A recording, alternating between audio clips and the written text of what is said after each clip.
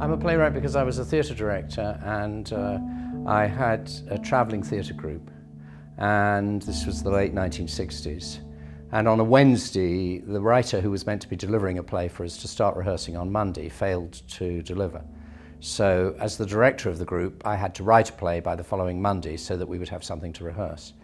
And until that point, it had never really occurred to me to write a play. But I wrote a play. It was absolutely terrible, but I could see at once that I had a gift for dialogue. And the minute I gave it to actors, actors said, "Oh, I really will enjoy saying this." And I think that's the basic skill. You can get misled by that skill and you can fall in love with that skill. But if you don't have that skill, you're in for a rough old time.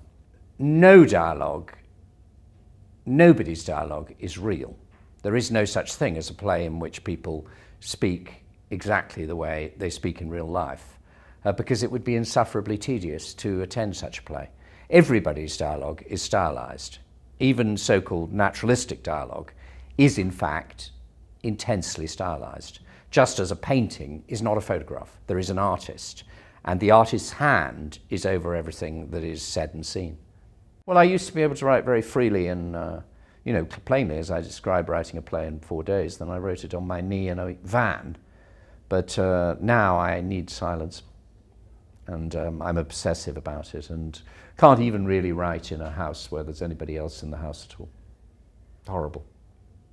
The best work I've done has been by starting with a very, very strong visual image. I often feel, oh my goodness, I'd love to come into a theatre and see that.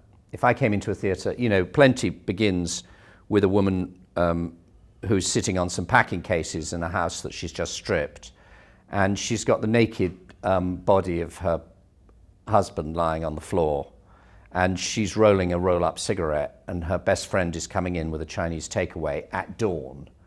Well, who doesn't want to see a play like that? It's just such a delicious situation that I kind of went, well, this is a play I'd love to see.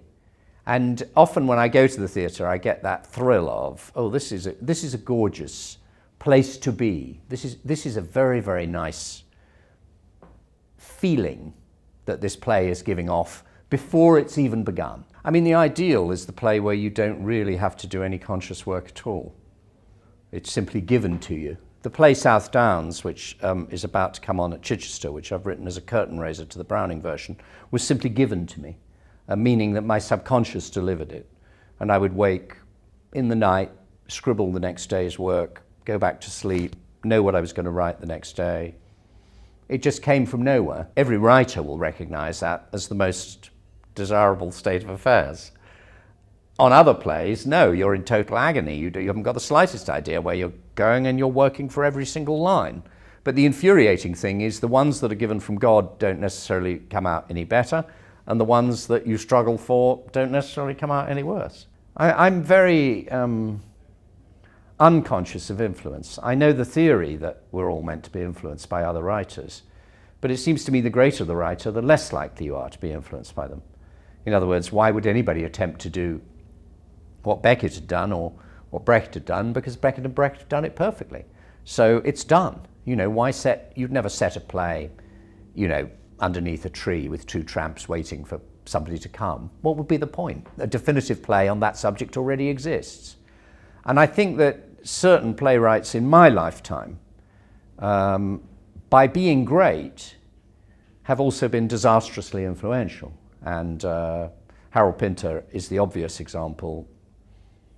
When the curtain goes up and we're in a room and two unnamed characters are vaguely threatening each other with very short rhythmic dialogue, which I'm afraid is a type of play you see more than any other in the British theatre now. You do go, oh, Harold, what is being done in your name? I suppose we feel in fiction veracity when we feel that there's a loose bag of characteristics, some of which are contradictory. I have to keep saying to actors, at the beginning when I first started writing, they used to say, oh, but I'm calm in this scene, and then I'm angry in that scene. And they'd say to me, am I a calm character or am I an angry character? And I said, well, haven't you noticed you're a different person when you're talking to your mother than you are when you're talking to your girlfriend? And you're a different person in a shop than you are when you're, angry in the bank? And are you not capable of being all these different things? In life, everything doesn't fit. And the example I've used before in Man on Wire, I don't know if you saw that documentary film, it was about a man who crossed on the wire between the Twin Towers. And, it was an incredible operation that he'd planned with his girlfriend for months and months and months and months. And a huge amount of planning went into it. And it was one of the greatest feats of wire walking of all time. And he stayed up there for an hour and a half, which is unbelievable. And when he came down, what did he do? He slept with the first woman he met on the street, and thereby destroyed the relationship with his girlfriend, which had been running for 8 or 10 years. Now that is what I call the telling detail that almost no fiction writer could create. If you wrote that, then in that infuriating phrase, nobody would believe you. It's too good to be true.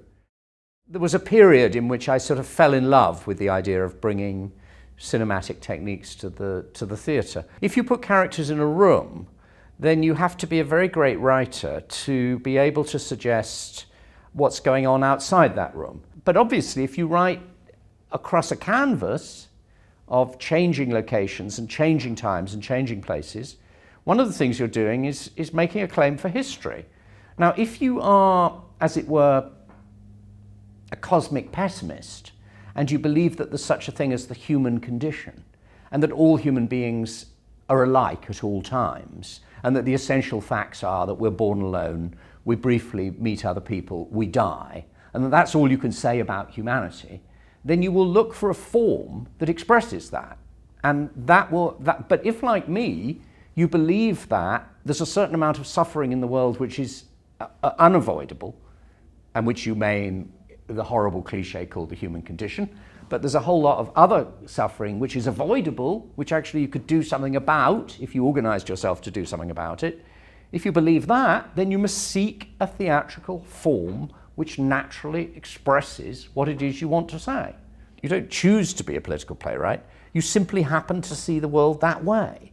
And you're going to express what it is you feel about the world, which happens often to be expressed through politics.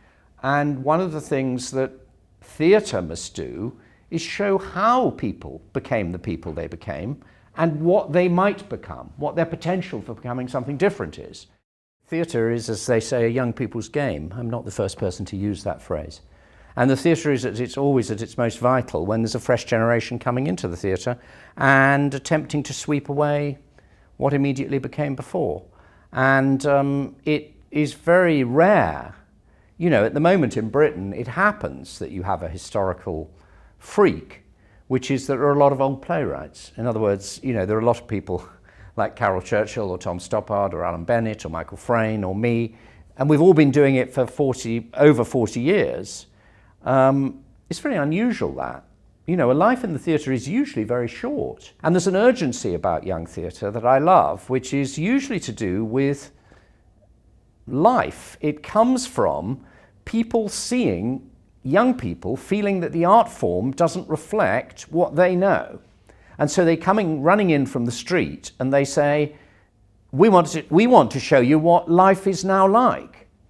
And the first burst when you do that creates the most exciting theatre. John Osborne is the obvious preeminent 20th century example of a man who blows his way into the theatre and says, the plays that are all on are musty and mystical and conservative and boring, and they're not about people I know. Now, here are the people I know. People now reading Look Back in Anger don't know why it was so revolutionary in its time, but it was revolutionary because those people had never been on the stage before. And so to hear their voices and their feelings was, again, a kind of poetry. It was poetic, and it was like a painter saying, this is what my generation looked like. And so the young always come into the theatre saying that and wanting to do that, and it's very exciting when they do. The longest I ever stopped writing plays for was 5 years, and 4 or 5 years, and I stopped writing plays because I didn't know what to say. And that was because I was a political writer, and really at the end of the 70s when Margaret Thatcher arrived, and we had all predicted that the world would turn left and the world turned right, I was left looking very foolish. And so I didn't have a means of interpreting the world. I didn't have The first character you have to get right in a play is yourself. Yourself, meaning from what point of view am I writing this play? Who is the person who is writing this play?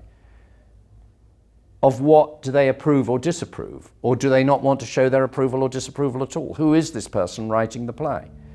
And so I was so thrown politically by what happened at the end of the 70s that I was incapable of writing about it for some years. Being a playwright is having to express something which you're absolutely burning to express. If you're not burning to express something, don't be a playwright. Don't do it unless you have to do it, because it isn't... you know, there are writers, believe me, and you may be one of these kind of writers, who simply wants to write to entertain, and there are wonderful writers in that category who simply, you know, want to make an entertainment of it. And good luck to them. I think they're completely wonderful, and I wish there were more of them, you know. But having said that, for most of us, we're writers because we are desperate to achieve the impossible and write a good play about something we care very deeply about. And so, for goodness sake, given the amount of heartache and bruising you're going to take and the sheer level of incomprehension you're going to be met with, don't do it unless you have to do it. Do it because you have to do it. And you at once can spot young playwrights who have to do it, and they know they have to do it, and they're doing it for all those right reasons.